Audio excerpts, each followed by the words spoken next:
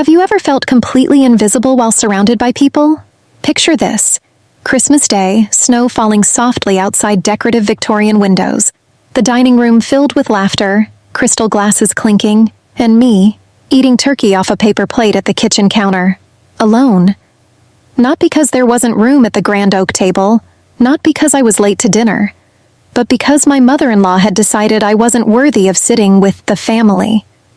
Little did they know that their precious family home, the Victorian mansion they'd shown off for generations, the symbol of their status and superiority, legally belonged to.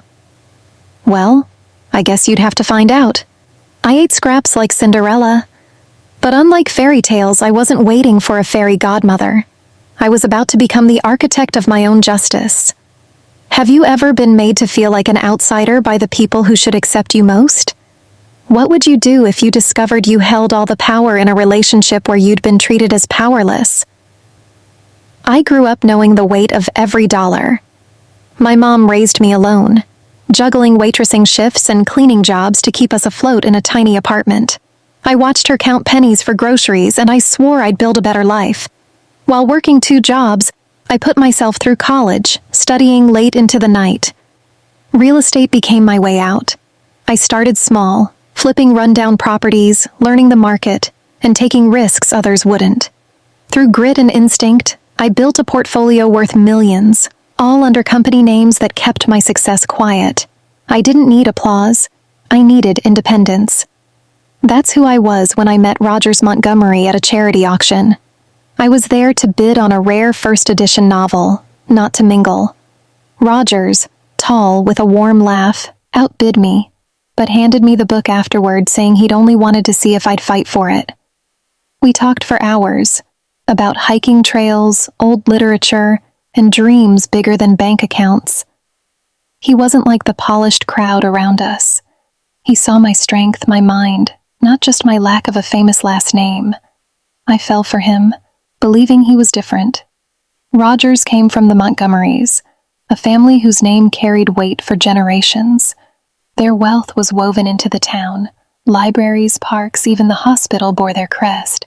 Their home, a sprawling Victorian mansion, stood as a monument to their legacy. 4 generations had filled its halls with antiques, crystal chandeliers, and secrets. Richard, Rogers' father, wore tailored suits and a smile that never reached his eyes. Cynthia, his mother, was elegance itself, until her words cut like a blade, always cloaked in politeness.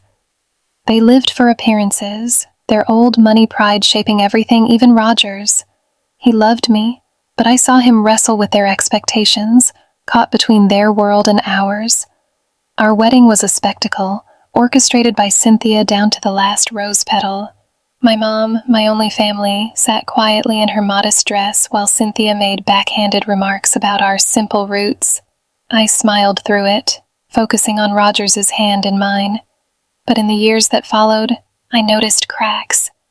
Rogers adored me, supported my ambitions, but he hesitated to challenge his parents' subtle slights. I kept my wealth private, letting my companies operate under aliases. It was my shield, my way to stay free. Then I heard whispers through my real estate contacts. The Montgomerys were in trouble. Richard's bad investments had bled their fortune dry, and their beloved mansion faced foreclosure. The shame would destroy them. I could have let it happen, watched them lose the home they flaunted as proof of their superiority. But I looked at Rogers, at the man who loved me despite their disapproval, and I acted. Through my investment company, I bought the mansion anonymously. I crafted a lease agreement that let them stay, preserving their pride. They never knew. For 3 years I held that secret. I sat at their dinner table, enduring Cynthia's comments about my humble background, knowing I owned the roof over their heads. Part of me felt powerful, holding a truth they'd never suspect. Part of me ached, wondering if Rogers would understand why I hadn't told him. I wanted to protect him, to spare him the pain of his family's fall. But as their disdain grew sharper, I wondered, how long could I stay silent? Would you have told your spouse if you secretly saved their family's home? How long could you carry a secret that big, even if it started as an act of love, Drop your thoughts below, I'm curious to hear. The slights started small, like paper cuts you don't notice until they sting. At family gatherings, I'd arrive to find the photographer packing up. The Montgomery clan already posed without me. "Oh, Kathy, we didn't think you'd mind," Cynthia would say, her smile sharp. At dinners, they'd seat me with the children, claiming it was cozier. Women's traditions, teas, garden parties, passed without an invitation. Cynthia's oversight always paired with a shrug. Whispers followed me through their polished halls. "Her mother was a waitress, you know," or "that dress. She tries, doesn't she?" I'd catch their eyes darting, judging my manners, my roots. Each jab landed, but I held my head high, determined to prove I belonged. Their questions were worse, cloaked in curiosity but meant to wound. At a summer barbecue, Richard leaned in, glass in hand. "What did your mother do for work again, Kathy?" Before I could answer, Cynthia chimed in. "And your father? Where's he living these days?" "My father left when I was 2. They knew it." I'd smile, change the subject, but the air grew heavy. Rogers would squeeze my hand under the table, but his defenses were weak. "That's just how they are," he'd say later, eyes pleading. "They'll come around." I wanted to believe him. After our wedding, the hostility sharpened. Richard's compliments dripped with condescension. "Your little career is so charming, Kathy. Such dedication." Cynthia's questions about grandchildren felt like accusations, as if I was failing Rogers by not yet giving them an heir. Family vacations were a gauntlet. Golf outings I wasn't invited to, conversations that stopped when I entered. Holidays grew colder.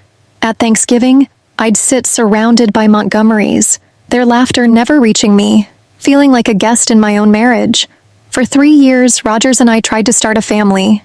I paid for fertility treatments with my own money, keeping it private to shield us from his parents' judgment. Every negative test chipped away at my hope, but I kept going, driven by the dream of our child. When the positive test finally came, I cried in Roger's arms, our joy a fragile, perfect thing. We planned a quiet evening to savor it before sharing the news, but Rogers couldn't wait. "I have to tell my parents," he said, phone already in hand. I stood nearby as he called Cynthia, his voice bright. I heard her through the speaker. "Well, I suppose the Montgomery name will continue, even if the bloodline isn't quite what we hoped." Richard's voice cut in. "Let's hope the child gets our family's features." The words sliced through me, my hand instinctively cradling my stomach. I wanted to scream, to tell them I was carrying their legacy, that I was enough. Instead, I stood frozen, my composure a mask.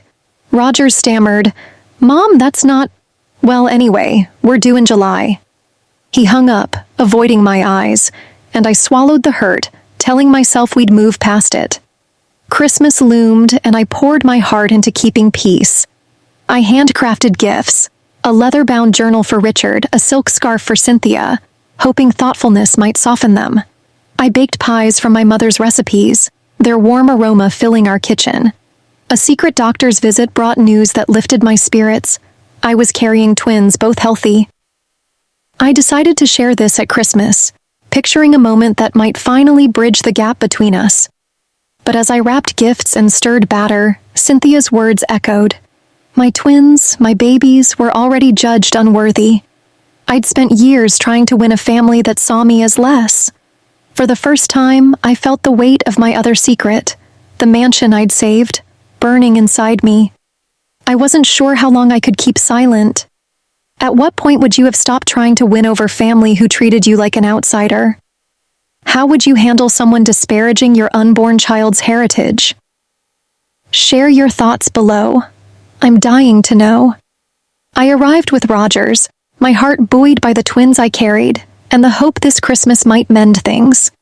Cynthia greeted us, her air kiss grazing my cheek as she gushed.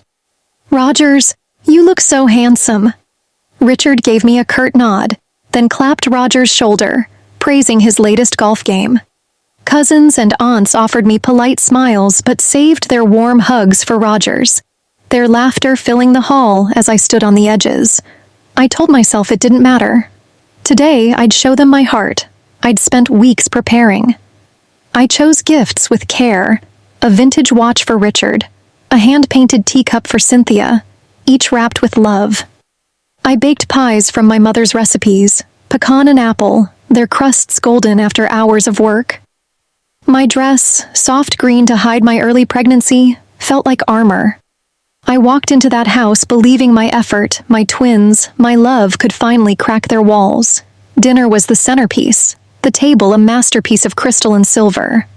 Cynthia fluttered about, directing seats like a conductor. I reached for a chair beside Roger's, but her hand stopped me. "Kathy dear, would you mind eating in the kitchen?" she said, voice honeyed. "We're short on space, and you understand family traditions matter today." I froze. 4 empty chairs mocked her words.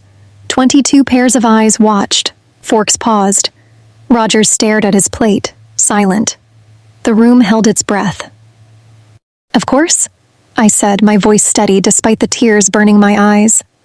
I took my plate, walking past their gazes, my steps measured.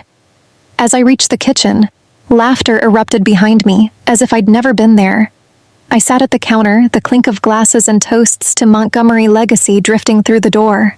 Alone, I opened my purse, pulling out the deed to this house, my name in bold as its owner. My fingers traced the letters. I'd saved them from ruin. Yet here I was, eating off a paper plate in the home I owned. The silence of the kitchen pressed against me. I thought of every slight. Missed photos, cruel questions, the whispers about my bloodline tainting their name. I saw Rogers's face, head bowed, letting his mother's words carve me out of his world. 3 years of marriage, of trying, of hoping, and nothing had changed. Worse, I pictured my twins, my babies, facing this same coldness. Would they be seated in kitchens too, their worth questioned? The thought twisted my heart until something snapped. Hurt hardened into resolve. I was done begging for their acceptance. I'd kept my secret to protect Rogers, to spare them shame. But as I sat there, the deed in my hands, I knew silence wasn't love. It was betrayal of myself. They'd never see me as family, and Rogers would never fight for me. My children deserved better. I deserved better. In that moment, I decided the truth would come out, not to hurt them, but to reclaim my place. What would sting more? Your in-laws publicly humiliating you, or your spouse staying silent as it happens? When does keeping the peace become betraying yourself? Share your thoughts below. I want to hear your take. The drive home was suffocating. Rogers gripped the wheel, the silence between us heavier than the snow outside. Finally, he spoke, his voice thin. "They didn't mean anything by it, Kathy. I always forgave, smoothed things over. Not tonight." I stared out the window, my silence a wall he couldn't climb. He shifted, uneasy, expecting my usual softness. But the woman who'd sat in their kitchen, plate in hand, wasn't coming back. At home, Rogers fell asleep, his face untroubled, as if Christmas hadn't happened. I couldn't rest. I slipped into my office, the house dark and still. From a locked drawer, I pulled the deed to the Montgomery mansion, its pages worn from years of secrecy. Next, the lease agreement, set to expire in 1 month. I'd saved their home, their pride, while they banished me to their kitchen. The power I'd held all along stared back at me, daring me to use it. Anger surged, then vindication, then a flicker of doubt. By the time resolve settled in, I knew I couldn't stay silent. I opened my purse, finding the ultrasound picture. 2 tiny heartbeats, my twins. My hand rested on my stomach, their future sharpening my thoughts. The Montgomerys had called my bloodline unworthy, my children's place in their world already questioned. I wouldn't let them grow up feeling less than, seated at life's equivalent of a kitchen counter.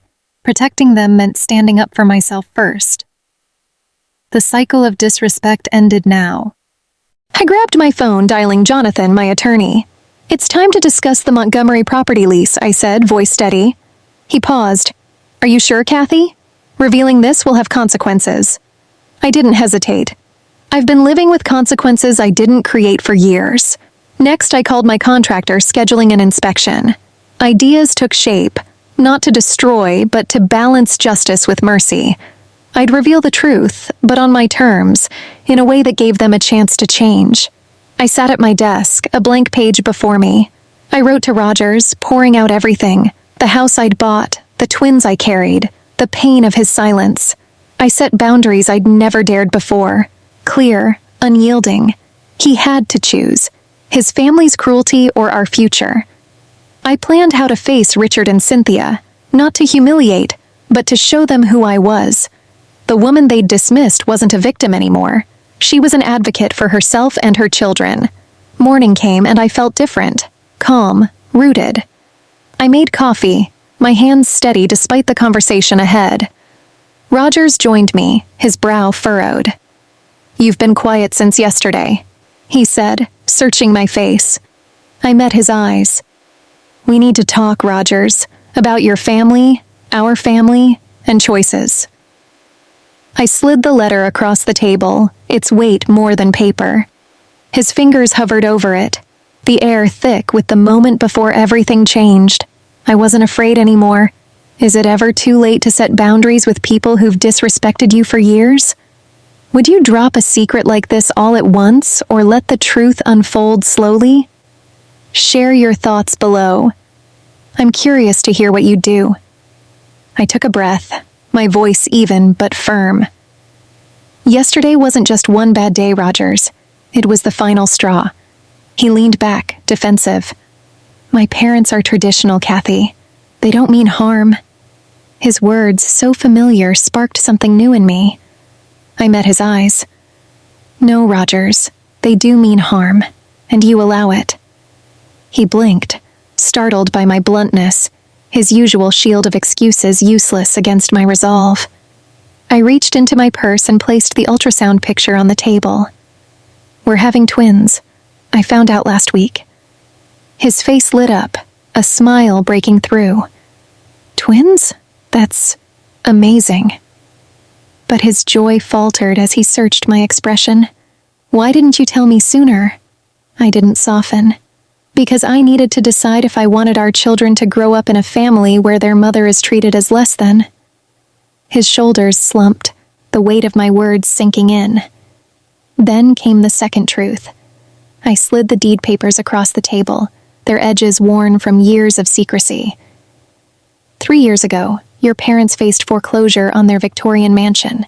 They were going to lose everything: home, status, pride. Rogers frowned, shaking his head. "That's impossible. They'd have told me." I continued, unwavering. "My investment company bought the property. I set up a lease with terms so generous they'd never find better. I saved their home, their reputation, they don't know. The company operates under a different name. Only my lawyer knows the truth." Rogers stared at the deed, his hands trembling. You did this and didn't tell me?" His voice cracked, cycling through disbelief, anger, then something softer. Betrayal. "Why, Kathy? Why keep this from me?" I leaned forward, my gaze steady. "At first I thought I was protecting them and you. Then I realized I was protecting myself. I didn't know if you'd choose their pride over my dignity. I never felt safe enough to tell you." The truth hung between us, raw and heavy. His eyes dropped and I saw it dawn on him, the role he'd played in my silence. I pressed on, my voice calm but unyielding. "I'm not asking your parents to love me. I'm requiring respect, especially now that I'm carrying their grandchildren. You need to decide where your loyalty lies, with the family you were born into or the one we're creating." I tapped the deed. "The lease expires next month. I won't renew it under the current terms." His head snapped up, panic flickering. "What does that mean? What are you going to do?" I didn't flinch. "I'm telling them the truth, all of it. They can accept our terms for a new lease, or they can find somewhere else to live." He swallowed hard. "Terms?" I nodded. "Genuine respect, acknowledgement of how they've treated me, clear boundaries moving forward." His voice shook. "This will destroy them, Kathy." I held his gaze, my words deliberate. No, Rogers. Their pride might bruise, but what's been destroying something is their treatment of me. And your silence. He sat back, hands raking through his hair, grappling with his complicity.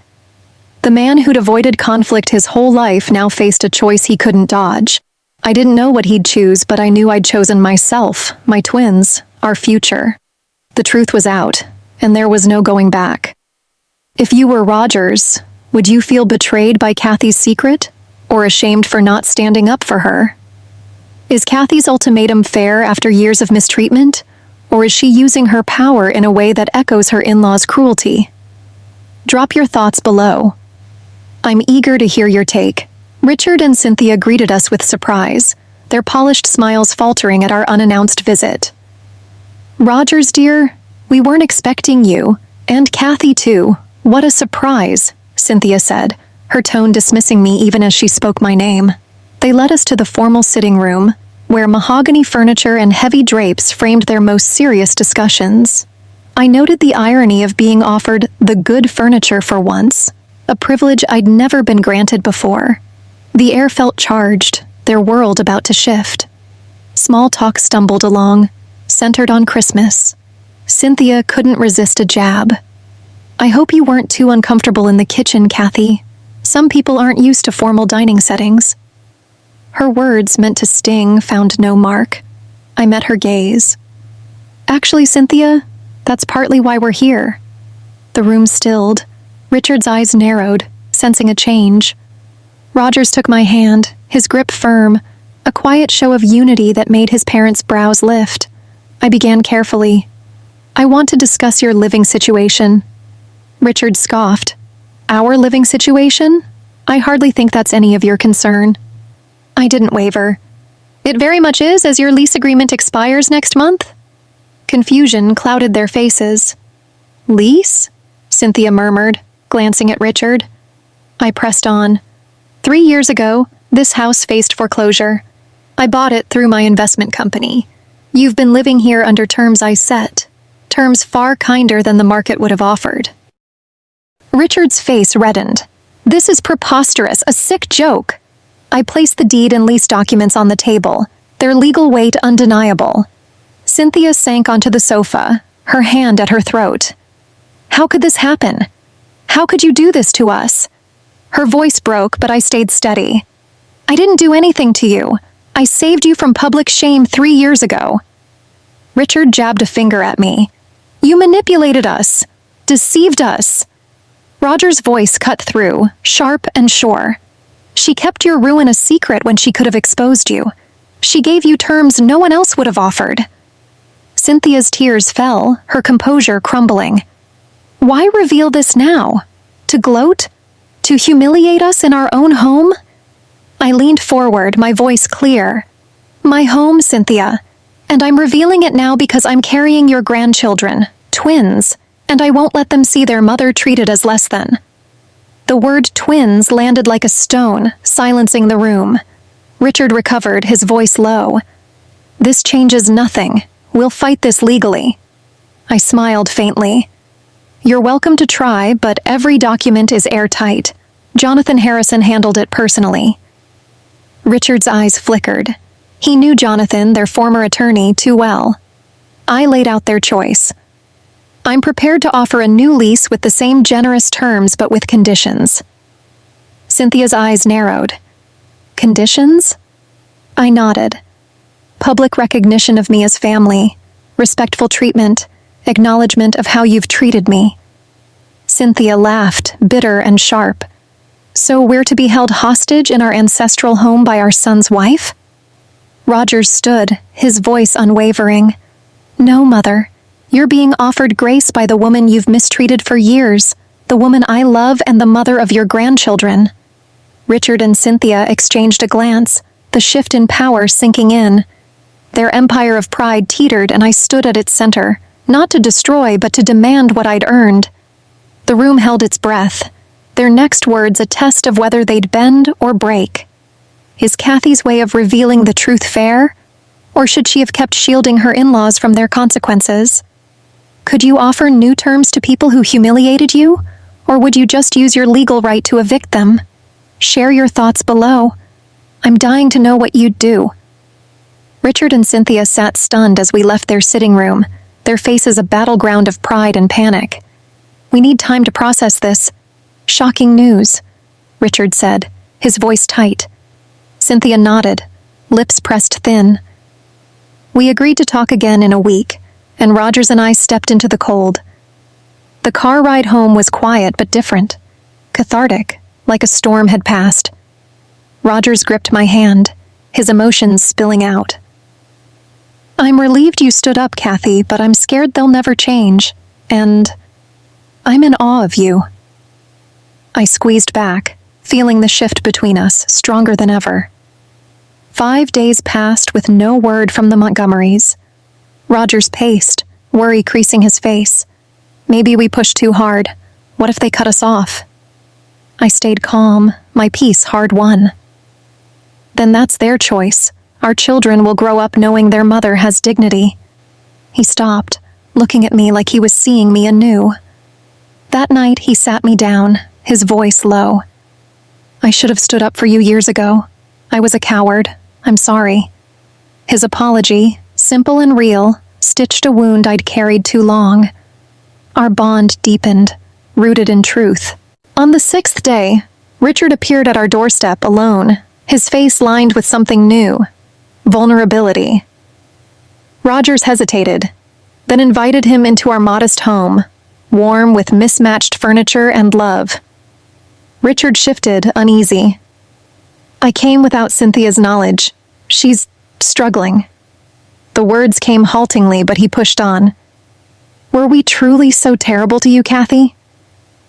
I didn't flinch, recounting the moments that cut deepest. The kitchen exile, the bloodline jab, the years of whispers. My voice stayed even, not cruel but honest. Richard listened, his surprise genuine.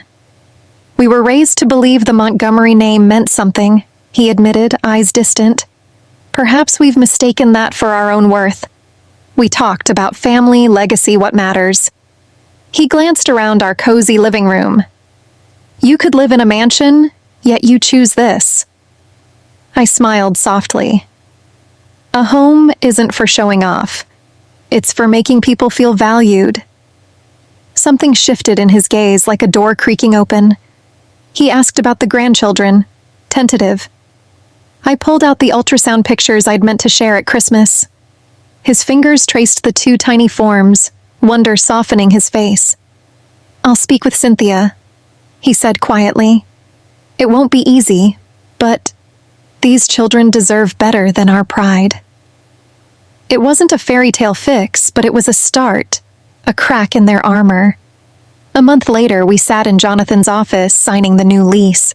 Cynthia's posture was stiff, her words polite but cool. Richard caught my eye, whispering, "Thank you," when no one else could hear. The air held a fragile truce, healing a distant promise. As we left, Cynthia paused, her voice careful. How's the pregnancy going, Kathy? It wasn't warmth, but it was effort. A small victory I hadn't expected. I answered with a smile, knowing time would tell the rest. Do you believe people can truly change when faced with their own flaws? Is reconciliation always possible? Or are some relationships better left with firm boundaries, even after addressing the past? Share your thoughts below. I'm curious to hear your perspective. I traced the crib's smooth wood, thinking about what this journey taught me. Strength isn't power. Power can crush, but strength holds firm without becoming cruel. I could have punished the Montgomerys, let their homes slip away. Instead, I chose reconciliation, not because they deserved it, but because I refused to let their bitterness shape me. My hand rested on my belly, the twins kicking gently. Your worth isn't a last name or money, I whispered. It's how you treat others, especially when you could choose not to. Rogers joined me, his presence steady in a way it hadn't been before. We talked openly now, no topic too heavy. He'd grown, stepping up for our family, his silence replaced by courage. Our marriage, once strained by pretenses, felt whole. He leaned against the doorframe, eyes soft. "Do you regret buying the house, Kathy? It caused so much upheaval." I paused, then answered, "I regret it was necessary, but sometimes the hardest truths spark the truest healing." He nodded, pulling me close, our shared honesty a quiet strength. An envelope arrived that morning, a formal dinner invitation from the Montgomerys, addressed to me. A note mentioned they'd made my favorite dessert, a small gesture but deliberate. It wasn't full acceptance, but it was effort, a crack in their pride. I chose to accept, not with suspicion, but with hope. Family, I'd learned, takes work from everyone, and I was ready to meet them halfway. Standing there, I thought about power, justice, mercy. Revenge isn't always making others suffer. It's ensuring they can't hurt you again. But the sweetest victory? Living well, surrounded by truth, dignity, and the family you build. Soon, I'd walk through the Montgomerys' front door, not as an outsider, but as a woman who knows her worth and demands it. My twins would grow up seeing that, and that was enough. Could you offer reconciliation after years of mistreatment, or would you choose a clean break? Is Kathy's story about revenge, justice, or something else entirely? Drop your thoughts below. I'd love to hear what you think.